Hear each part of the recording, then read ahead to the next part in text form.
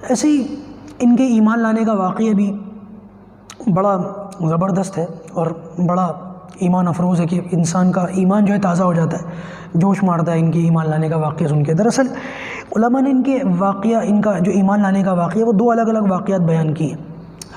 ایک واقعہ تو یہ ہے کہ نبی اکرم صلی اللہ علیہ وسلم ایک موقع پر رات کا وقت تھا اور آپ خانہ کعبہ کے سامنے کھڑے ہو کر نماز پڑھ رہے تھے، اور نماز کے اندر آپ سورہ حاقہ کی تلاوت فرما رہے تھے۔ حضرت عمر خود فرماتے ہیں کہ ایمان لانے سے پہلے کا واقعہ ہے، کہتے ہیں کہ میں خانہ کعبہ کے پردے کے پیچھے چھپا ہوا تھا، کہتے ہیں کہ میں کعبے کی دوسری طرف تھا تو میں پردے کے پیچھے پردے کے اوٹ میں ان کی طرف آ گیا، اللہ کے رسول کی طرف، کہ میں سنوں یہ کیا پڑھ رہے ہیں۔ تو اللہ کے رسول سورہ حاقہ کی تلاوت فرما رہے تھے، الحاقۃ ما الحاقۃ وما ادراک ما الحاقۃ۔ کیونکہ اگر ہم عربی سمجھیں تو ہمیں سمجھ آئے کہ اس صورت کا جو ردم ہے کیسے اس کو، کاش ہم اس زبان کو سمجھتے۔ یہ تو باقی زبانیں تو عربی کے سامنے لولی اور لنگڑی ہیں کہ اس کا ترجمہ بھی نہیں کر، بس ہمیں سمجھانے کے لیے علماء نے کر دیا، ورنہ ترجمے کا حق ادا نہیں ہو سکتا۔ تو بہرحال حضرت عمر فاروق فرماتے ہیں کہ میں سن رہا تھا اور یہ پڑھ رہے تھے اللہ کے رسول، تو کہتے ہیں کہ میرے دل میں یہ بات ہے، کیا زبردست کلام ہے، کیا زبردست شاعری ہے۔ یہی بات ہے کہ میرے دل میں یہ بات ہے کہ کیا زبردست شاعری ہے۔ کہتے ہیں کہ میں دل میں سوچ رہا تھا کہ اللہ کے رسول نے اگلی آیت پڑھ دی، وما ہوا بقول شاعر، یہ کلام جو ہے یہ شاعری نہیں ہے۔ تو حضرت عمر کہتے ہیں کہ میں نے تو دل میں کہا تھا، میں نے تو زبان سے بھی کچھ نہیں کہا، پھر بھی انہوں نے سن لیا، لگتا ہے یہ کاہن ہے، معاذ اللہ، نبی اکرم صلی اللہ علیہ وسلم کو لگتا ہے یہ کاہن ہے۔ تو اللہ کے رسول صلی اللہ علیہ وسلم نے پھر اگلی آیت پڑھی، تلاوت فرمائی، ولا بقول کاہن، یہ کاہن بھی نہیں ہے۔ تو اس پر ان کا اتنا زبردست اثر ہوا، جب اللہ کے رسول نماز سے فارغ ہو کے جانے لگے تو یہ پیچھے گئے۔ تو اللہ کے رسول نے محسوس کر لیا کہ پیچھے کوئی آ رہا ہے، آپ نے دیکھا تو عمر تھے۔ اللہ کے رسول نے سختی کے ساتھ پوچھا، عمر کس ارادے سے میرے پیچھے ہو؟ تو انہوں نے کہا یا رسول اللہ میں کلمہ پڑھتا ہوں، اشہد ان لا الہ الا اللہ واشہد انک رسول اللہ، میں گواہی دیتا ہوں کہ آپ اللہ کے رسول ہیں۔ ایک واقعہ تو یہ بیان کرتے ہیں۔ دوسرا واقعہ جو بڑا مشہور و معروف ہے، علماء کہتے ہیں کہ کچھ کفار مکہ، قریش، دارالندوہ میں یا خانہ کعبہ میں بیٹھ کر کے اللہ کے رسول صلی اللہ علیہ وسلم کو جو ہے پریشان کرنے کے یا قتل کرنے کے منصوبے بناتے رہتے تھے۔ تو ایک موقع پر یہ حضرت عمر وہاں سے گزرے، کہنے لگے کہ تم ایسی بیٹھ کے باتیں کرتے رہے تو تم قتل کیوں نہیں کرتے تھے معاذ اللہ محمد کو صلی اللہ علیہ وسلم؟ کہنے لگے کون کرے گا؟ تو یہ کہنے لگے میں کر دیتا ہوں۔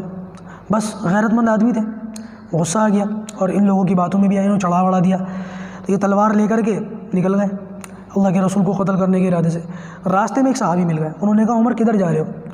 کہنے لگے وہ محمد نے نبوت کا دعویٰ کر کے سب کو فتنے میں ڈال رکھا ہے، میں آج وہ قصہ تمام کرنے جا رہا ہوں۔ تو وہ کہنے لگے کہ وہاں جانے سے پہلے تم اپنی بہن کی خبر لو، وہ بھی مسلمان ہو چکی ہیں۔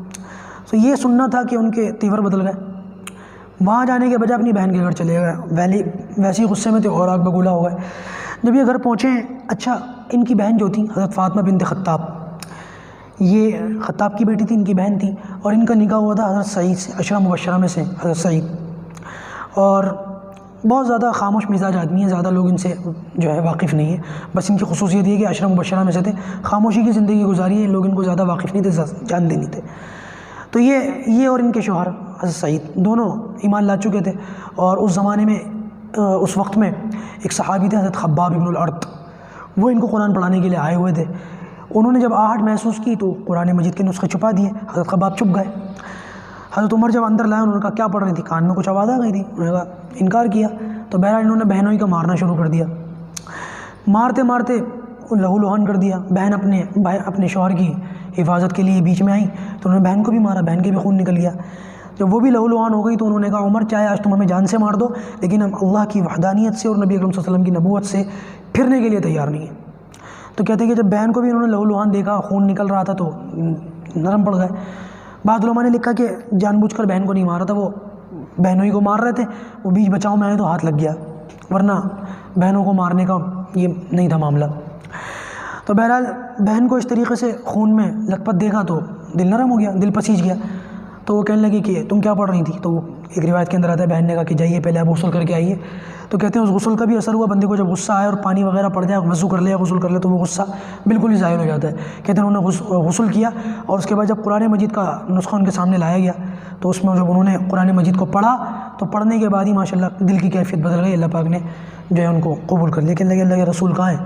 تو حضرت خباب بن الارت، کیونکہ ان کو پتہ تھا اللہ کے رسول نے دعا کی ہے، اور ان کا بات کرنے کا انداز دیکھ کر حضرت خباب بھی سمجھ گئے کہ معاملہ بدل گیا، وہ بھی نکل آئے۔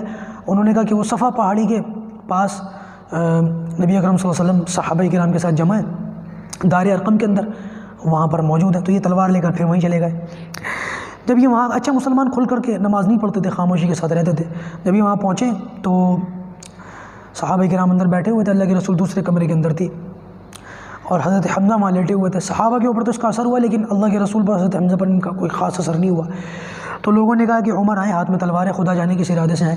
تو حضرت حمزہ نے فرمایا کہ دروازہ کھول دو، اگر خیر کے ارادے سے آیا ہے تو خیر لے کر جائے گا، اور اگر کوئی دوسرے ارادے سے آیا ہے، کسی برے ارادے سے آیا ہے، تو اسی کی تلوار سے اس کا سر کاٹ دوں گا۔ تو دروازہ کھولا، یہ اندر آئے تو اللہ کے رسول صلی اللہ علیہ وسلم نے فرمایا کہ عمر کیا چاہتے ہو؟ کہا یا رسول اللہ میں کلمہ پڑھنے آیا ہوں، آپ پر ایمان لینے آیا ہوں، ایمان کے ارادے سے آیا ہوں۔